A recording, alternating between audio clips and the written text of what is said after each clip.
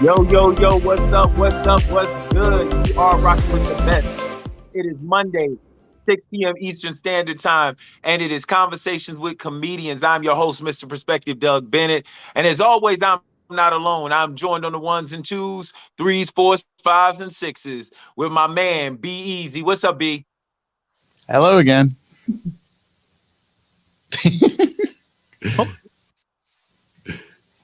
You do this. I'm convinced you do this on purpose. You do it on purpose. Maybe not. I don't know. Yeah, that's why. What's up with the delayed response, man? I don't know. Could be the internet. I don't know. No, it ain't no damn internet. It's you trying to be Mr. Suspenseful. That's what it is. No, you know how news reporters are when they're doing remote feeds and they wait for the response. Like, yeah, Sam, this is what we're doing. So yeah. So I'm gonna start calling you Mr. MSNB Brian. Yeah, sure. Yeah. You purposely delayed on that one because I know it didn't take that long. He whacked, man. I'm telling you, that's my man, though. Hey, we're gonna go ahead and get into it, man, because this is gonna be a serious episode today. So we're gonna get all the pleasantries out of the way. First and foremost, we want to send our condolences out to Rickey Smiley. This past weekend, he lost his eldest son, Brandon. Details haven't come out about Brandon's untimely death, but no matter what the details are, my heart goes out to him. Being the child of a parent who lost a child, I have been told there is no pain more greater. I saw what my mom went through, and when we lost my brother, he was 17 at the time.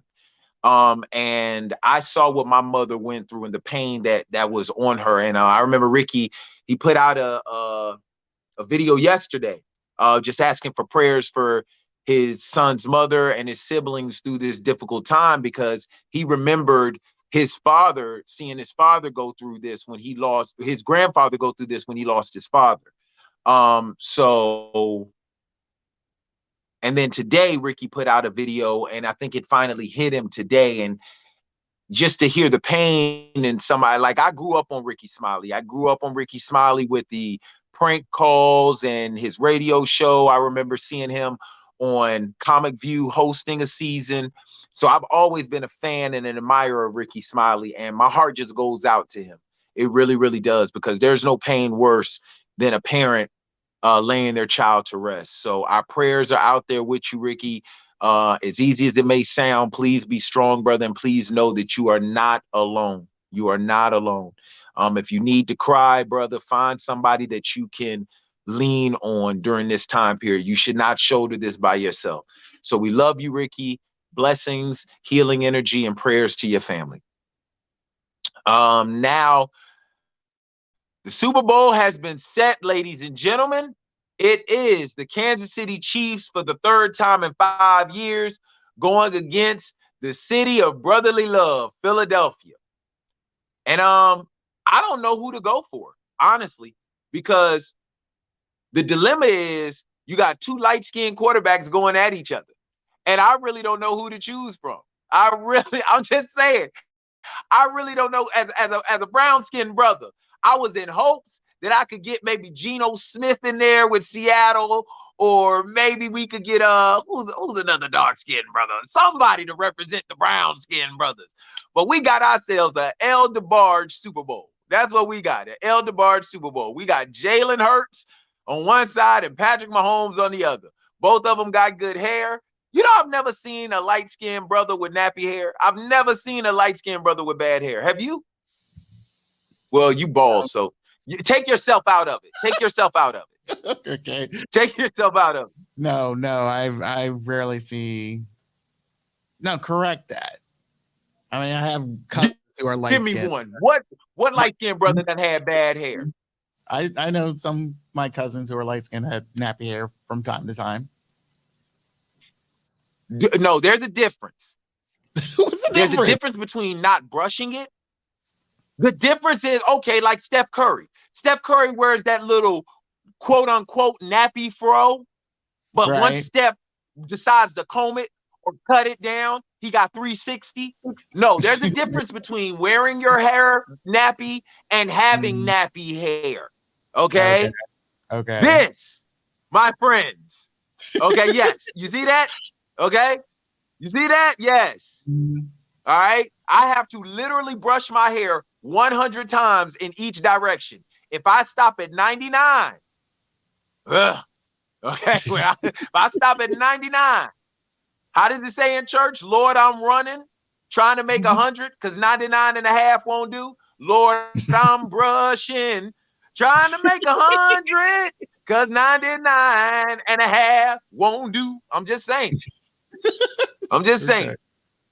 So we got a battle of the light skinned brothers. Jalen Hurts versus Patrick Mahomes. Who you got? Who you got? Since you a football guru, weren't you a nose tackle? The only team I'm rooting for in this Super Bowl is Rihanna Fenty. Robin Rihanna Fenty. That is it. I do not care who plays. I don't give a shit. My team was knocked out due to some bullshit call. So I am just rooting for Rihanna. That is it. So you're telling me you're going to bypass the first 2 quarters and the last 2 quarters and just check out that 15-minute show with Rihanna? I'll watch the game. It's like I'm watching, the halftime. That wasn't a pause. He was thinking about it, y'all.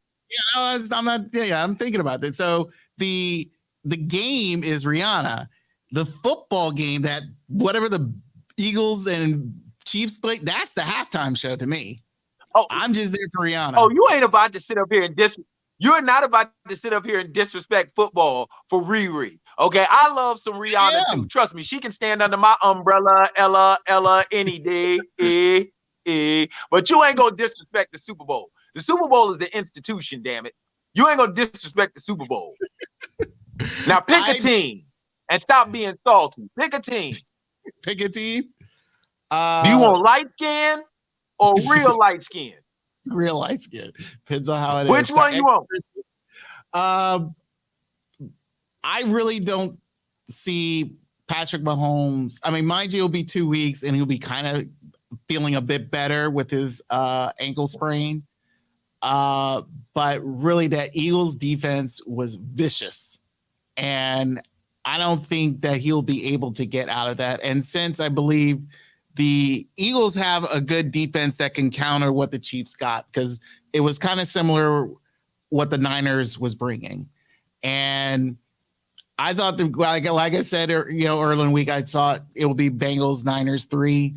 And because the way the Niners were just coming down here and, they were like the golden child and all that stuff. So, but once they took out Purdy and, even in his backup, I mean, you got down to your 4th quarterback in the entire season, and then they took him out, and McCaffrey was ending up being a quarterback, which was kind of funny. So, yeah. I'm gonna tell you right now, man. I've done something called Instacart, and anybody who knows about Instacart knows that people have a primary choice, and if you can't find that primary choice, they have substitutes.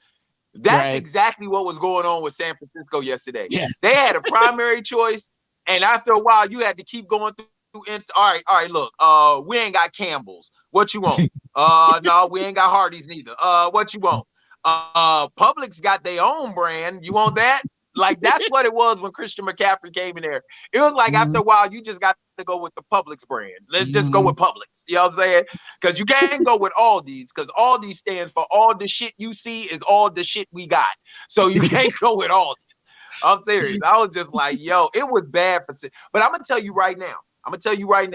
I know people are talking about this, and I know he may look bad for doing this, but I believe if Aaron Rodgers needs to go to San Francisco, because the 49ers have been a quarterback away from being a legitimate Super Bowl contender for at least 5 to 6 years.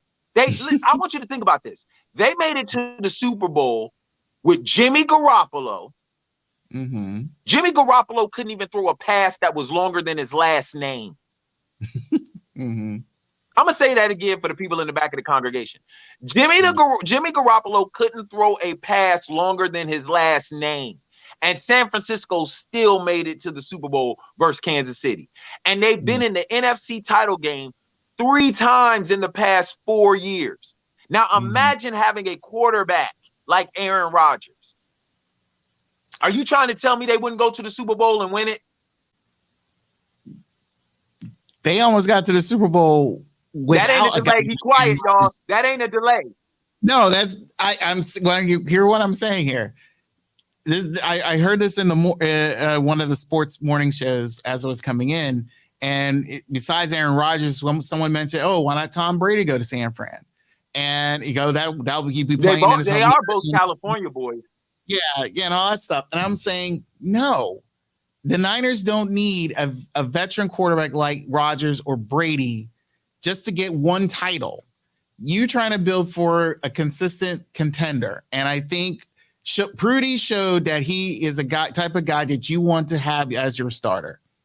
Forget about Garoppolo. Let him go. Have Lance stay around if he stays healthy. But I think Prudy showed the fact that he can carry this team. And I feel like, you build from that. You don't bring in another guy just to have these two young guys halt their progression. It doesn't make sense to me. And that's what they do. They just halt just to get a win. Purdy made the 49ers. Brock Purdy made the 49ers pretty good. Aaron Rodgers will make them phenomenal. Aaron Rodgers will make them phenomenal.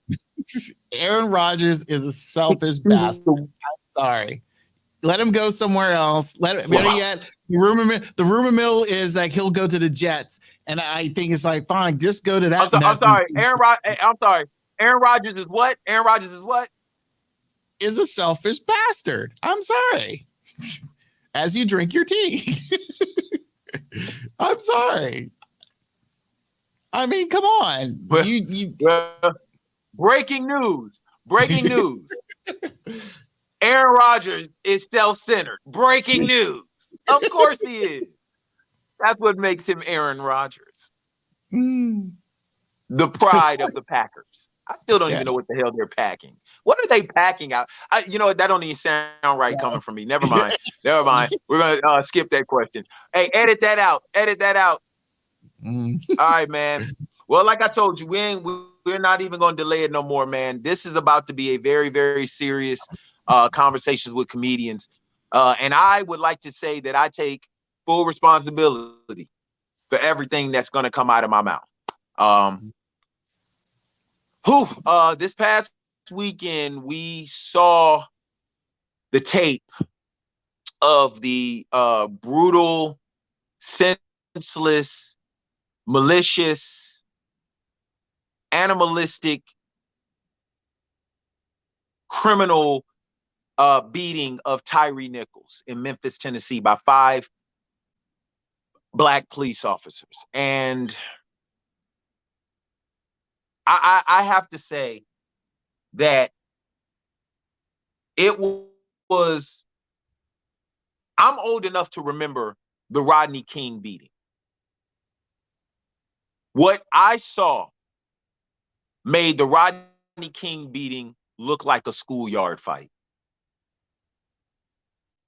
And I am hurt, but I'm more so disturbed and angry. And I'm disturbed and angry, not just because of what happened, but who the culprits are as a result of what happened.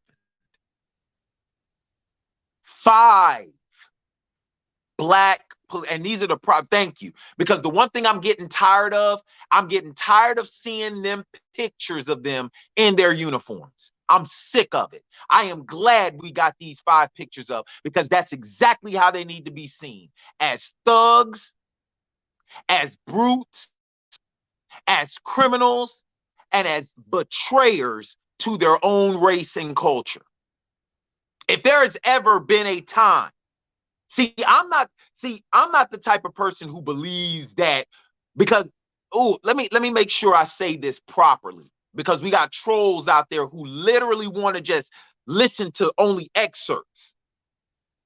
The one aggravation I've had about being a black man is that in our own community, we always have to justify our blackness each and every day.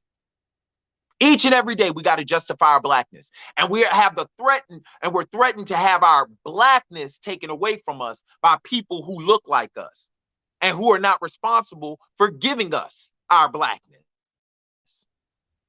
But if there's ever a time where there were betrayers and traitors to our race, it's those five brothers. It's those five, I can't even call them brothers, men.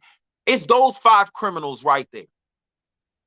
Because the manner in which they handled that situation, how can you look at somebody who looks like you and do that to them?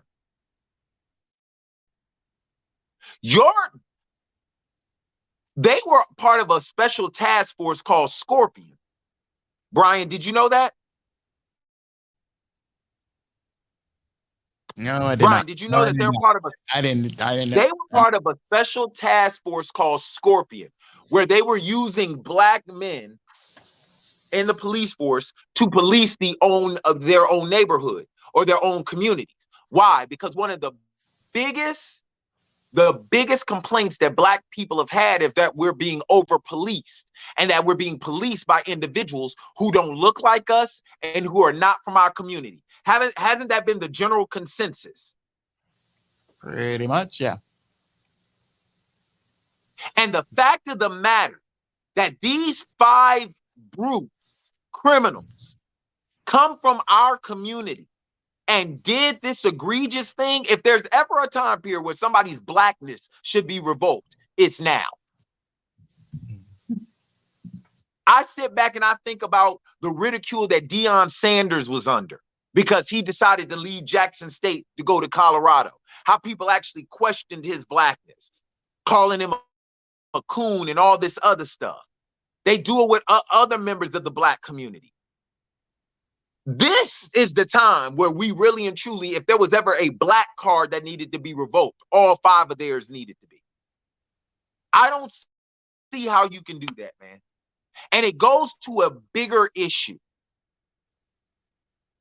Where in America, I'm going to ask you this question, Brian. Where in America can a black man be safe? In this day and age, it seems like nowhere, unless it's on the moon. But then again, you got to fear for about this day and age, brother. This day and age. Yeah, I think space is maybe more safer. No. I don't think it's this day and age. I think it's this day and age, that day and age. Come on, man. Where is a black man safe? Where? Atlantis. I don't know. I mean, anywhere. I don't know. You can't let them tell it we can't swim. Yeah. I mean, let them tell it we can't swim. Right. In all seriousness, I really think that one, I wouldn't call, I mean, these five officers or ex-officers, I'll say that, ex-officers, it is highly unfortunate that they did what they did. But adding to the fact of, any other adjectives to them, I think that's something to where I feel that, is, I don't know. It's just mind boggling that they would do what they did. I just felt like you did this to on someone, again, who was just going home. You could have just escorted home. I really think that it is unfortunate that police officers now have to go to extreme levels to, just, I don't know, just, it should be just, it's not, you're supposed to protect and serve. It's tough to try to, articulate certain words to how to, but that's the question. But that's the question, O'Brien. Mm-hmm. Brian, who are police protecting is the real question.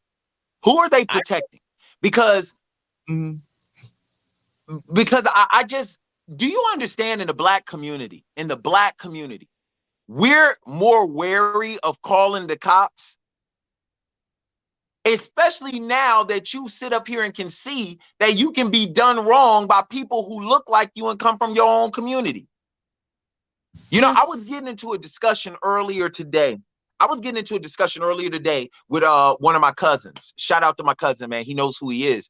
And we were sitting up there talking about certain stuff, and he was talking about the institutionalized racism, the systematic racism in which the police were founded upon. I don't disagree with that. Here is my point of pushback when it comes to anybody who comes to me with the racism card. At what point in time are we as black people going to understand that this is the field of play? I understand where we've been placed and what has been put up against us. But my thing is, if you know that, like my grandma used to say, God rest her soul, God rest her soul. This, my grandma, the beautiful Dora Lee Jenkins. She used to say, if you know better, do better. When are we in the black community going to take all the education that we get and know better and do better? But do better not to floss to anybody else, but do better by ourselves, for ourselves. When? Because, and I'm going to say this, man. I'm going to say this. And I was telling somebody this the other day. And like I said, this is going to be a serious episode, and I want all the smoke. Call me the chimney, because I want all the smoke. I'm more worried in this day and age about black people than I am white people. And this is coming from a black person. You want to know why? Because with a white person, the average white person, yes, there are people out there who don't subscribe to this. I'm talking about overall, over the history of this country. You can look at a white person and say there's some sort of bias, there's some sort of prejudice with you because I'm black, and because that is just the way the world in America has been shaped through this lens. So I can look at you and always keep my distance to a certain degree, which is the reason why when I hear black celebrities talking about, I can't believe they treated me this way, it's like, bro, you detached. You are really detached. Because at the end of the day, it reminds me of what Kanye said pre-Kim Kanye. Okay, pre-Kim Kanye. When he said, yeah, I'm in a Benz, but I'm still a nigga in a coupe. You know that's how the average may see you. The reason why I'm more wary about black people is because black people will come to you under the guise of being your brother or your sister, and they will use that as a way to screw you over. I'm not saying all, but we got to be honest with ourselves in the black community if we're ever going to see change. There is a reason why the moment black people get money, they hightail it out of the community. I'm not saying that's right. I'm not. But there's a reason why. And we got to start being honest with ourselves and stop with this "the devil made me do it" argument. Because that's what it's starting to become whenever we want to always chalk everything up to racism. It's "the devil made me do it." And the funny thing about it is, none of us would take that excuse from children, and children are naturally foolish. None of us would take that from our kids. Brian, if you had a child and that child did wrong, and you went to them and said, "Hey, Brian Jr., why did you do that?" And he looked at you and said, "Well, Daddy, the devil made me do it." Tell me you would not slap the hell out of him. Yeah. That kid's getting a whooping. I've gotten whoopings. Thank you. I was stating that. So what I'm saying is, there comes a point in time where us as black people, we got to start doing better by ourselves.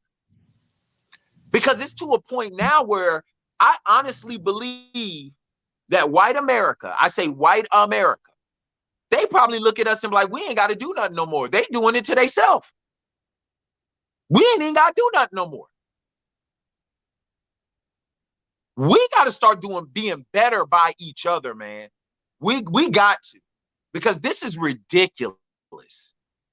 That broke my heart, because now look at it from this standpoint, Brian.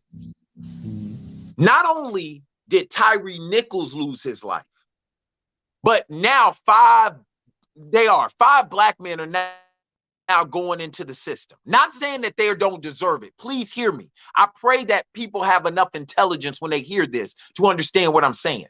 But we've lost, once again, a black community and a black family has been fractured by our own. Think about that. It's not us. When we hear this verdict, we're not rejoicing because, like, we rejoiced when we heard about what the perpetrators with George Floyd, with Derek Chauvin, with George Floyd. We're not literally. It's like, man, we're rejoicing, but 5 African American men they're going to prison. I mean, you see how it reverberates through the whole community. And now Tyree Nichols, who has a child, is going to grow up without their father. And then on top of that, is going to look at the police department, especially black cops, as if, should I trust this person? Because now his child is going to forever carry around a chip on their shoulder saying, y'all took my daddy away from me. It ain't even about black and white no more. It's just about blue. It's about the blue line. It ain't about black and white no more. It's about the blue line. And that's crazy to me. That's crazy to me. Like I said, it reminds me of what Colin Kaepernick said. It takes a year for somebody to become a cosmetologist. It takes less than 6 months for you to be a cop. Mm-hmm. I mean, so a curling iron is worse. It's a college course in I believe in Sweden or Finland. It's like 4 to 6 years. I mean, they take it seriously. I mean, it to become a cop out there. Yeah, I mean, it doesn't. Not in the good old U.S. of A. No. We need forces on the ground, as they keep saying. We need people. I keep seeing like flyers or promotions to where they say they need people. They need, hey, you could be a cop. You're like a Metro Transit cop. You can be a county cop. You can be whatever cop you want to be. We need people like that. And the thing is, they make it sound like you're working at McDonald's. Yeah, that's what they're doing. You get great pay, great benefits, blah blah blah blah blah, which is fine and dandy. But you get free fries. Yes. So, but in the end, it's like, one, they're in communities that they don't live in. I'm not trying to defend them, but the thing is like, where the local, like I said, people within those communities don't want to be cops. There's always someone outside going into those communities to police those areas. So if your own community doesn't want to be a cop, you kind of wonder, where's are you really helping the service here? And I really think that, sadly, through the years, even well before the Rodney King beating, it's gotten to a point where the police in this country it's just gotten worse and worse and worse. They're bringing in people who are, we know full well, post-military. They're coming right off of whatever, from the Iraq War, Afghanistan, whatever PTS dilemma they probably went through, to go right into policing and figuring it's like, oh, you're a perfect fit. And really didn't think about the whole mental aspect of that. And then in addition to that, you have something like this where you're supposed to be part of the community, and you're acting like a whole bunch of, guys from back in high school, because it sounded like, when I saw the videos, like they were like in high school, like they just put a kid through, the ringer, and it was sad and sickening. I mean, it's like big, but what added to it was the fact of the matter that you're talking about 5 black cops and they were acting as if they were non-black. Because notice they were covering up their cameras, and they were saying things like "stop resisting, stop resisting, stop resisting." And the young man, Mr. Nichols, was like, and you know what? We're gonna continue to say his name because he needs to. Tyre Nichols was saying, "I'm not.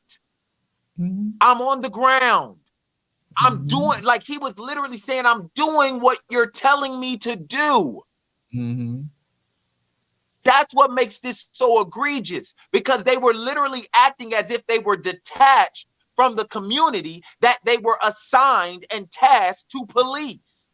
And that's the reason why I said, man, it's even more egregious, because they came to him on. Listen, I've been stopped by white cops and black cops. And I'd be a liar if I sat here and told you when I saw a brother come to the window, I wasn't like, whew, thank God. I'm not even gonna front. I'm not even gonna front. When I saw a brother come to the window, I got stopped, man, one time for speeding when I was in the Marine Corps. And I saw a brother come to the window. I said, oh, praise Jesus. I said, thank God. This dude talked to me worse than a white cop talked to me. I know how y'all act when y'all be driving fast. Y'all, what you mean, y'all? Please tell me you mean Marines, but you don't know I'm a Marine because I ain't got my uniform on. So what do you mean, y'all? I mean, literally, this is how this man was talking to me. And it's like, bro, you and I are the same. Like, do you understand that you could be me, I could be you if you have a son? Why would you talk to me like that? Why would you treat me like that? Have me get out my car and everything. And I'm just blown away at the fact that no matter how far we've come, we still got a long, long way to go. And the bad part about it is the impediments that are the things that are impeding us, or the people that are impeding us, are the people who come from our own community, Brian. I remember going out with my nephew. Me and him went hanging out, and he just got his driver's license and got a car. And I told him, I said, look, keep your registration and your insurance in your visor. So that way, when the cops come, you can just flip it down and it falls right into your lap, as opposed to looking in your glove compartment and your console, making unnecessary movements. You know what he gonna tell me? Yeah, you right, Unc. But you know what else I need to do? I need to learn the law so I can tell them what it is they can and can't do. I said, Leah, let me know how that works out for you. I said, no, what your job is to shut up and do what they tell you to do and make it home. Unfortunately, that ain't even good advice no more, because that young man, Tyre Nichols, did what he was told to do and was 100 yards from his house, which is the reason why he was calling out to his mother. That's crazy. Even the advice of do what you're told to do and you'll make it home ain't even sufficient no more. It ain't even sufficient no more. There used to be a time period where all we say, comply, comply, comply, comply. And he complied. He was 100 yards away from his house calling out to his mother. Does that sound familiar, America? Does it sound familiar, America? A black man harassed by cops, restrained, calling out to his mama. Does that sound familiar, America? I mean, Brian, have we ever heard about that before? I'm asking. Have we? I am reminded of the guy who got killed at the for sleeping at the Wendy's down in Georgia, and it's almost the same thing. All he had to do was escort him home. That's all they had to do. If you were, instead of arresting him, figured it's like, hey, you just slept behind the wheel, you're retired, just why don't we just escort you home? and leave the car here and you'll get it in the morning. No, you end up starting something that it should never have happened. And then this is almost like, I wouldn't say a similar situation, but really it was like you pulled him over for a traffic violation, and it leads into you all whipping his ass to death. It makes no sense. I just feel like, again, I was referring to the George Floyd, but you brought up another point. I was referring to George Floyd when he was calling out to his mama. Yeah. There was a whole bunch of other, there's a list, a laundry list, a huge laundry list going out to several blocks of what's been going on. And these are not the ones that we've been seeing for the last 5, 10, 15, 20 years or more. I mean, I really believe that, again, sadly, these are local issues. And mind you, it's on a national scale, and the president of the United States really can't do anything because of the fact that these are local issues. These are city things that need to be taken care of. And unfortunately, you have city officials who've been sitting on their hands doing nothing and feels like, it's like, if we do this, this will happen. If we do that, this will happen. Don Lemon interviewed one of the city council members of Memphis. The man cried. After. Yeah, I saw it. So knowing full well, it's like, he's a black man, and seeing 5 black men killing another black man, yeah, that did hurt. I get that. But now it's just like, look, after the dust is settled and everything else, what's really the next step? And mind you, we've been asking ourselves, what is the next step for a long time now? And really, it's really so. We've been asking what's the next step. Mm-hmm. We've been asking what the next step is since the 60s. Yeah, we really have. I mean, if you really want to, I would say that's probably the most recent as far as it goes. We've been asking what's the next step since the 60s, probably even before then.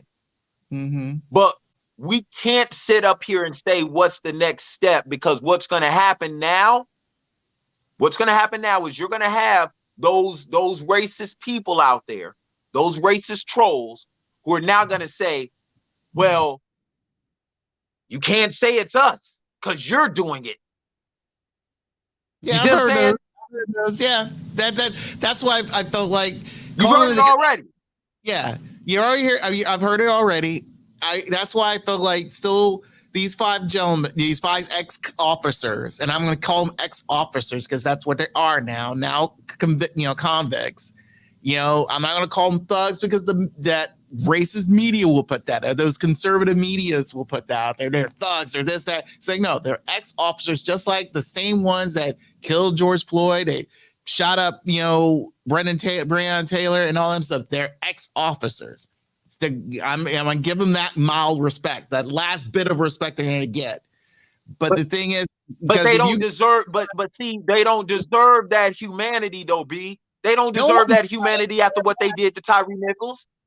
I understand that. I really do. But at the same time, it's like all you're going to do is, like, again, it's best not to try to feed into that crazy mindset of, like you said before, about people's like, hey, they're doing it to their own now. They're going to feed into that. And next thing you know, all that media attention will be going into that, and forgetting the fact that there's other police officers. Mind you, it's not just black on black, it's brown on brown. We're white on white. You don't hear those things. Why? Because again, it's not high media attention. So I personally feel like, again, is to constantly keep pushing that out there of trying to make high dramatic change within the police force. I don't know how. There's been a laundry list of possible changes. And again, the statement, defund the police will come back up again. But again, it's more like we have to rearrange, restructure, and highly retrain a lot of officers that you want to make. So that way, again, to protect and serve your public is the main statement that they got to follow through. And here's my point of contention with what you said. You were right about white on white, brown on brown. The reason why that does not, I cannot allow that to deviate away from, is because no other race of person has had the plight in America that Black people have had. Now, I am not making anybody else's plight less than, because everybody has their own trials and tribulations. But as far as it goes on American soil, nobody, and I mean nobody. And see, I got to be, and I'm not even going to be careful. I'm stepping, like, it reminds me of that scene in Notorious where Puff and Big are on stage, and Puff is like, yo, don't do Who Shot You. And Big said, you know what? Sometimes you can step around it. Other times you got to step right in it. Guess what I'm doing? I'm stepping right in it. Because if hate speech, if y'all classify hate speech as people giving facts, then wait, it is what it is. But I'm giving facts. The reason why I don't go for the white on white and the brown on brown and anything else is because of what Black people have gone through in this country. No race of person in the 200 and soon to be 47-year history of this country has had the plight that Black people have had in America. So that is the reason why, even if there is white on white, brown on brown, red on whatever, Black on Black is egregious, because we all know what we've gone through. We know what we've gone through. We cannot sit up here and take a liking to hurting each other, but then lament when people are hurting us. It doesn't make sense. That's like somebody that's like a child disrespecting his mama and then having the audacity to stand up to a kid who's disrespecting his mama in the street. The first thing that kid in the street should say is, nigga, you don't even respect your mama. Why should anybody else? You don't even respect your mama. And she does for you. She don't do shit for me. I ain't got no reason to respect her, but you got every reason in the world to, and you don't. I say the same thing to Black people. Man, this is your brother, not because he's your biological brother. He's your brother because more than likely somewhere along the line, he has gone through the same trials and tribulations you have. That's the reason why when it came to Colin Kaepernick, I was so disappointed with Black players in the NFL. Every last one of y'all should have took a knee with Colin Kaepernick. Why? Because either you or somebody you know has been subjected to social injustice. That's what binds us. That is what binds us as Black folk, is because I can look at another Black person and say, I know somewhere along the line, he or she has gone through what it is I've gone through. That's the reason why we used to, hey, that's my cousin, that's my cousin, that's my cousin. Because somewhere along the line, we knew somewhere he went through the same stuff I went through. And the fact of the matter that we are the ones sitting up here inflicting this type of pain on each other, come on, man. That's the reason why the white on white crime and the brown on brown crime, even though those are valid points, I can't rock with them. Because none of them have gone through what we've gone through in this country, which should make us tighter. Prior to the past 50, 60 years, bruh, there was no stronger or tighter community in America than the Black community. That is factual. That is factual, backed up by data and statistics. Because we knew all we had was each other. Now, I don't even know what to say. But what I will say is this. When they get convicted, do not do what y'all do with ex-cops when y'all put them in prison. Do not put them in protective custody. No, no, no, no, no. To me, there are three types of people that should not be in protective custody: pedophiles, rapists, and ex-cops. They should not be in protective custody.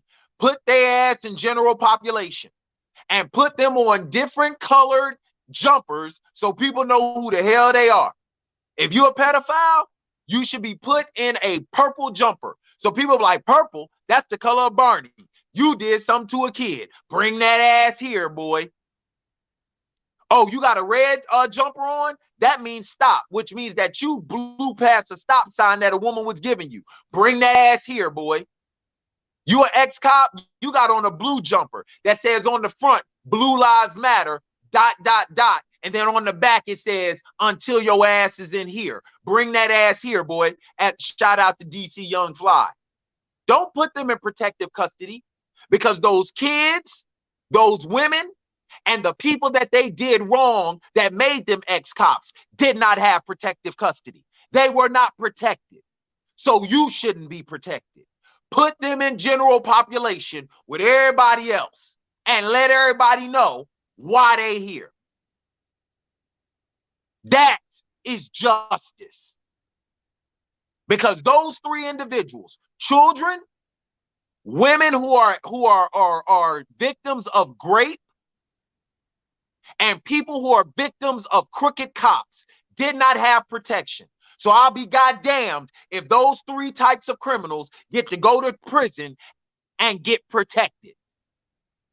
As a matter of fact, where most prisoners walk in prison, have a helicopter laying right in the middle of the damn yard and drop their ass off and then levitate out the bitch. That's exactly how those three type of criminals need to be dropped off in prison, by a helicopter. Like the goddamn Suicide Squad. Remember that movie, The Suicide Squad, where they just drop their ass in with a helicopter? That's exactly how they need to be. Drop their ass in a helicopter and then levitate the fuck off. Don't put them in protective custody because those three victims did not have protection. So don't do them a service that those three victims didn't get a service done to.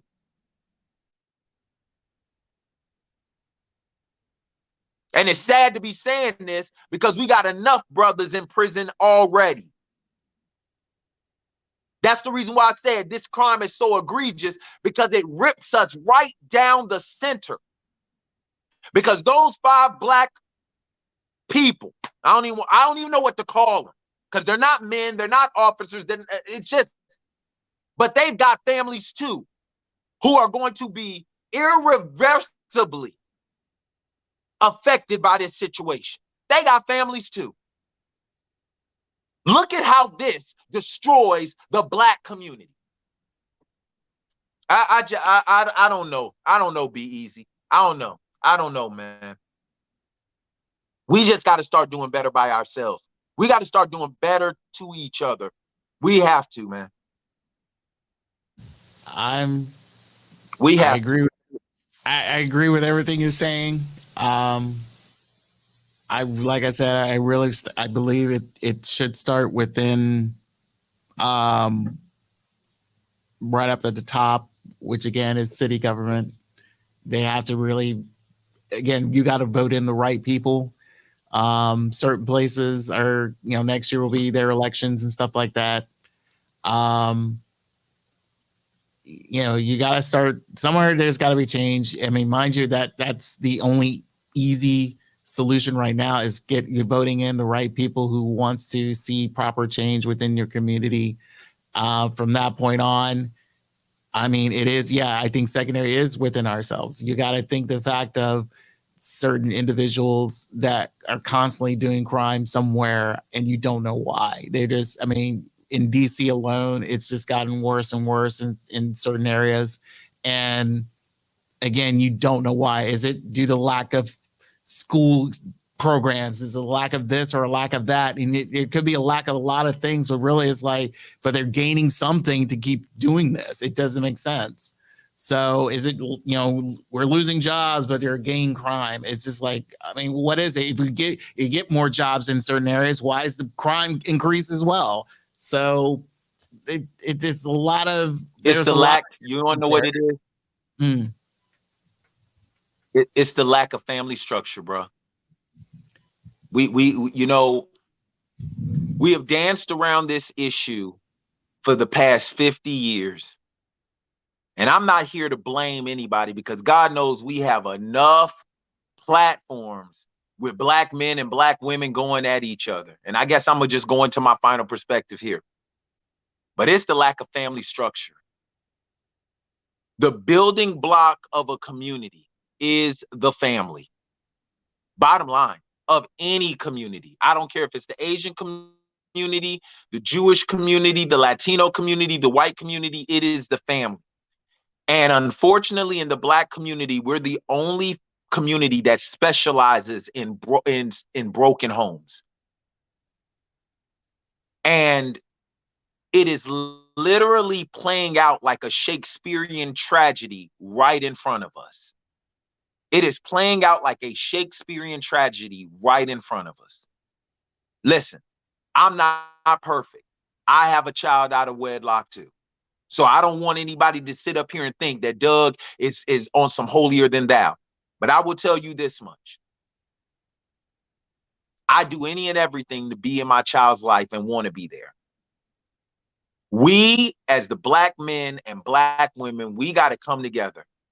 I'm not saying that we need to sing Kumbaya and sit around a fire and all this stuff. But when I say we got to come together, I'm talking about we got to come together on one accord for the sake of the generations behind us. Because we are getting ready to go into Black History Month in 2 days.